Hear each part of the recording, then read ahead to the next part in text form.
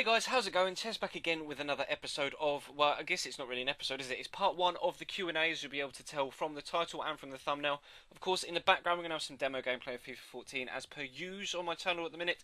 PSG versus Borussia Dortmund. Quite an entertaining game. A few chances at each end, so definitely worth the watch whilst we rabbit on about some questions.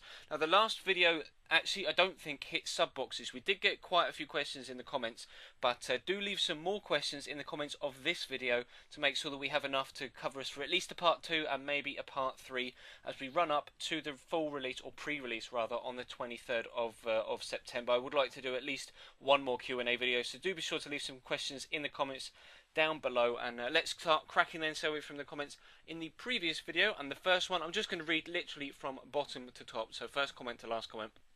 First one comes in from Emre Otzer. I hope I'm pronouncing that right. First question is, which team are you going to use for career mode in FIFA 14? So Xbox 360, the first release, I'm going to be using Tottenham as my career mode team here on this channel, and then of course as I've publicly said I want to do when Xbox One comes out on next gen, I really do want to do a massive Chelsea career mode. Of course, it will be a new engine for FIFA 14 on next gen, the EA Sports Ignite engine, and I am particularly excited to get my hands on next gen console, let alone FIFA 14 on the next gen console. So Tottenham to start off with, and then Chelsea in answer to that one. Second question comes from Josh Hunt, CUFC. Hello, Josh. Favourite Cambridge United game and favourite Cambridge United player? Favourite Cambridge United game would have to be the semi-final second leg from the playoffs in 2009, when we came back from a 3-1 deficit away at Stevenage to win. Just with a last minute, 119th minute extra time winner to put us through to the playoff final, which unfortunately we ended up losing at Wembley for the second year in a row. But nevertheless, that is probably my favourite Cambridge United game. Favourite Cambridge United player? That's a tough one. Of all time, maybe Dion Dublin or Paul Wanless, someone like that. Or perhaps in a more recent, Dave Kitson. Maybe he wasn't at the club for a very long time, but he's tall and ginger, I'm tall and ginger. So Kits is a very good shout for me for favourite Cambridge United player. But next question is from Vanellis HD. What are your goals for YouTube, especially number-wise? To be honest, I don't think I have an end goal in mind. I don't think you can go into it with an end goal. Just some steady growth would be nice for the foreseeable future with the release of FIFA 14, etc. It would be nice to maybe be at 10k by FIFA 15. So between now and next year, in the next 12 months, to maybe go from just over 2,000 to just over 10,000. I think that would be absolutely fantastic. And then we'll have to wait and see if FIFA 15 could be the game that really boosts my channel. But, you know, hopefully we can see some sort of substantial growth from FIFA 14. This is my first full release being on YouTube. When FIFA 13 came out, I wasn't uploading daily, and I wasn't uploading the sort of stuff that I am now.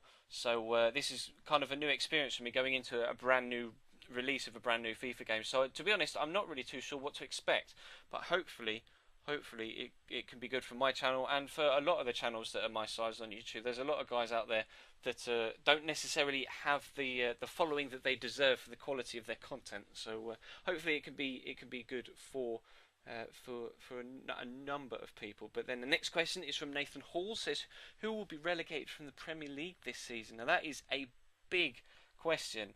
I guess I could say Hull are going to struggle. Sunderland look awful so far this season. I mean, obviously they brought in a lot of new players, and they're going to need a lot of time to gel with that amount of additions to the squad. But they've been so bad so far this season. Cardiff, I haven't made my mind up on yet. They look decent. They've always been decent. They've been a great Championship side for years. But whether they can cut it consistently in the Premier League, I'm not too sure. And other clubs for the drop, it's hard to say, because Newcastle last year were in trouble, but they seem to be putting some good form together. Villa last year were in trouble, but seem to be playing at least some decent football, if not necessarily picking up results to start off with.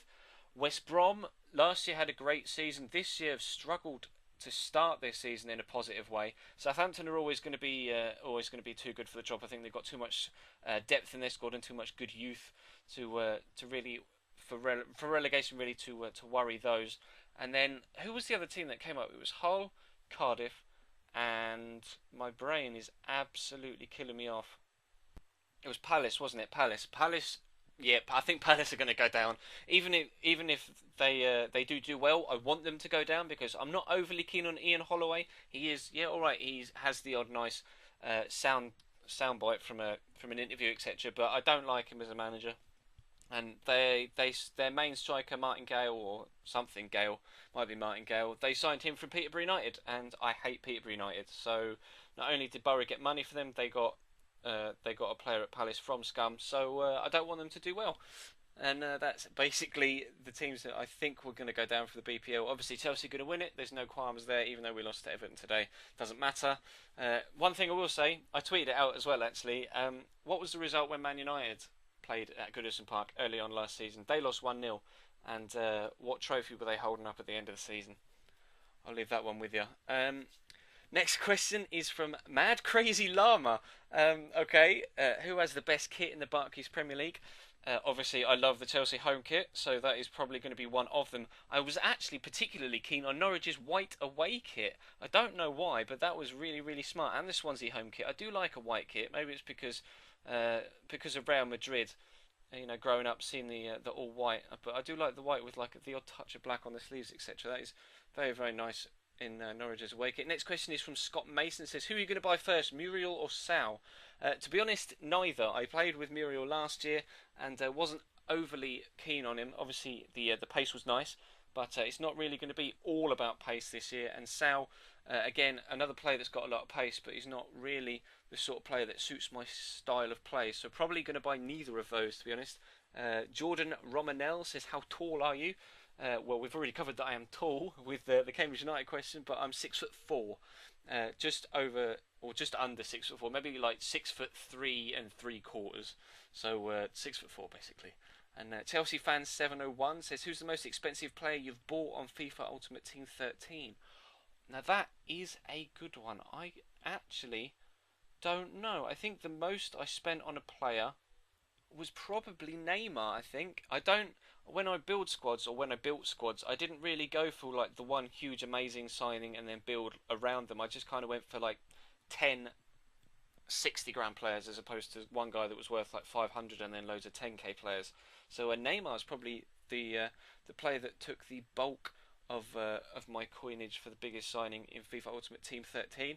And the final question we're going to fit in this one is from Blue Trev FIFA, and it's a typically very, very serious question from Trev. It says, how much poontang do you get daily? And of course, the question or the answer to that question is absolutely loads, all the time. I'm just batting away girls left, right, and centre. That is exactly how things go down on a daily basis. But that is going to bring this part one of the Q&A to a close, guys. Thank you very much for watching. Please do feel free to leave the video a like if you could be so kind. There will of course be a Q&A part 2, so feel free to leave some questions at the bottom of this video in the comment section, and we will answer those next time out. So thank you very much for watching, guys, and I will see you next time.